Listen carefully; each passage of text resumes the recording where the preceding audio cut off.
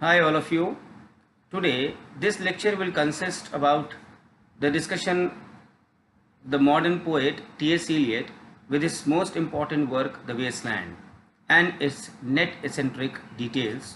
Moreover, this lecture will be beneficial for all the literature students whether they are in BA, MA or even they are preparing for any examination as far as literature is concerned, because T.S. Eliot in the entire world this is compulsory to read and to enjoy, and the most important epical poem, which is The Wasteland, which I will be discussing today. T.S. Eliot, as you all know, is a depressing poet of a very disillusioned age. He is by his education and heritage a misfit in the modern world, who was more concerned with his urban life, city life, and the modern industrial activities. He calls London the unreal city. Why? Because in spite of its industrial progress and comforts, its surroundings are away from nature. London जो city है basically उसमें वो nature नहीं है जो Wordsworth का nature है. और if you remember, Wordsworth also use to run away from London and come to the nature where he has written this poem, the Tinton Abbey, and he reminds you of the 5 summers, the 5 winters, where he has come with his sister Dorothy Wordsworth. So in the same way, T.S. Eliot calls London the unreal city because in spite of its industrial progress and comforts, its surroundings are away from nature. His characters are selfish and sensual. Love degenerates into lust, and it has become merely an animal passion. T.S. Eliot as a poet has used both pagan and Christian myths. Eliot uses myths as objective correlative. Objective correlative is a set of objects, solution and chain of events which shall be a formula for some particular emotion of the poet. So when the external facts are given, the emotions are immediately evoked. His themes are usually urban, his tone is satirical and ironical. He has presented in complete nakedness the contemporary world, totally diseased and decomposed, full of boredom, full of dishonesty and disharmony, which he has shown in The Wasteland. ये भी सच है. It is true that Eliot's Wasteland is the epic of the modern age, which presents a transparent panorama of the anarchy of chaos prevailing in the contemporary situation or civilization. His poetry is not meant for the masses, rather for the learned few who have scholarly taste in literature. And to understand Eliot, one must be well versed with his symbolism, his illusion, technique, comprehensiveness, consciousness, and brevity. Eliot not only deals with the human emotions, but also with the subconscious. There are sudden jumps and missings, links which make his poem difficult to follow and sometimes obscure. His poetry does not deal with the common play-like subjects like cuckoo, daffodils, and birds, chirping birds, nature, but he deals with the harsh and the sordid realities of modern and urban life.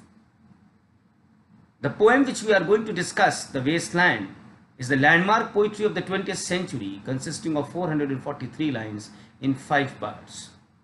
I still remember those NET papers and those competitive examinations of literature where there was a time when the examiners used to ask the chronology of the 5 sections, and they can even ask today that which section has been taken from which poet or which work. But this is important. What? The chronology is still important. Sometimes even the students who are preparing well, they forget this serial wise projection. So the first poem under this section, Wasteland, is The Burial of the Dead, The Game of Chess, The Fire Sermon, Death by Water, and What the Thunder Said. Written in Lucerne in Switzerland in the autumn of 1921, on the backdrop of the personal health crisis, mental derangement of his wife, who ultimately died, and the nut-shattering impact of World War I. So what is basically mirrored in this poem? disillusionment of a generation is the key figure, is the key point which is mirrored in this poem. Published in Criterion. This poem was published in Criterion in serial form in 1922, and then it was sent to his mentor Ezra Pound for further modifications. It was Pound who has induced the poet to remove the quotation of Conrad's Heart of Darkness that formed the epigraph of this poem, and also not to use Geronician as a prelude to the wasteland. It met a very adverse criticism. What has been said by the New Statesman? Several poems in one collection, scrutinizes a set of shorter poems trapped together, and now we will discuss the most important aspect of this poem, that is the mythical background. First of all, you have to know that what inspired him to write this poem. It was two books. One is Jessie Weston's From Ritual to Romance and James Fraser's The Golden Bough.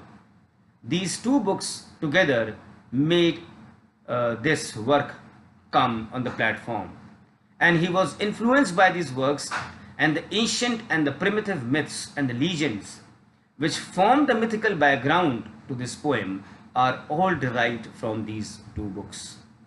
Miss Weston's book gave him the legend of Grail and the Fisher King, and a number of vegetation and fertility myths and the rituals from the Golden Bough by James Fraser.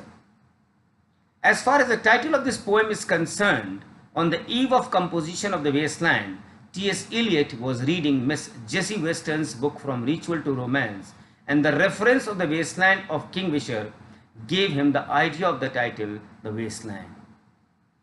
Now, epigraph. The epigraph of this poem comes from the Satyrion, a satire of the poet Petronius. The poem narrates the story of Sibyl of Cumae.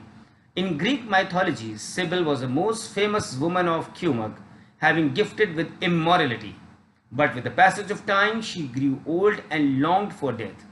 The translation of the epigraph in the English means, once I saw with my own eyes the Sibyl at Conal hanging from a cage, and when the boy said to her, Sibyl, what do you want? She said, I want to die. Thus, the epigraph suggests the theme of the poem. Life in the modern wasteland is living death or life in death, like the life of the Sibyl. How true! Now we come to the Grail legend. The Grail legend, the Holy Grail. What is the Holy Grail? It is basically a cup or a saucer or a dish where it is supposed that when Christ was crucified, the blood which came out from his body was collected in that grail. And it is a medieval legend associated with the adventures of King Arthur and the Knights of the Round Table. The cup was in the Last Supper used by Christ, in which the blood of the Savior was collected when he was crucified. Now he has become an object of worship, and chapels were created to worship this cup. But it somehow disappeared, and it was believed it sometimes appeared at night at floating saucer of great beauty and splendor. Tennyson used the theme of Grail legend in his poem Ideals of the King. Sir Galahad was the head of the Round Table in Tennyson's work. And what about the Fisher King? ऐसा कहा जाता है, it is said that in the course of their hazardous quest, Parsifal and his adventure Campion happened to arrive in a country which was ruled by a young prince, Fisher King, where Grail worship was anciently in vogue, and the temple, which was named as Chapel Perilous, stood there in a very dilapidated condition, which is now considered to be a mournful memorial, and it said to has lost its glory. Grail was hidden in this chapel, but at that time the king himself, who was a physical wreck, was committed a sin by outraging the chastity of a group of nuns attached with this chapel, and thereby it all became dry and barren. The king was now waiting for some hope, some positivity. Despite his illness, one day the Knight of the Pure Soul will visit his kingdom, followed by the ritual washing of his sinful body, followed by life-giving rain on the parched land of the kingdom. So finally, what was the symbolic significance of this poem? The mythical land of the Fisher King symbolizes contemporary decay and spiritual sterility. The sick king symbolizes sick humanity, and the sickness results, as in the case of Fisher King, from his sexual sins. Sex, which has been a source of life, has been degraded, and the sexual perversion leads to spiritual death, which can be regained only through penance, suffering, and self-discipline.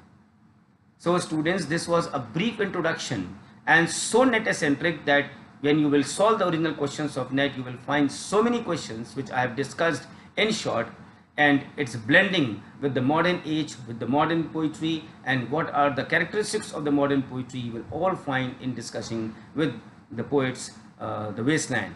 In detail, we can study through my contents. Suppose the student who has been listening my video lectures, and now because I have launched my audio lectures too, the audio sessions, which are actually very friendly. Why? Because there is no time constraint, and the audio lectures will be basically more in time and length, and more will be discussed because it is very well managed by the students. Video also has some constraints. That is why today the students are more comfortable in getting my contents, which is a basic infrastructure of the development of 12 literatures which I teach. And from time to time, you will also be getting the videos which are important and the audio sessions which are most important. So I am sure students, you must have been benefited by this T.S. Eliot's precise lecture. You may subscribe this channel, and you can even be a part of OSN Academy for all the love of literature which you can get from me. Thank you so much.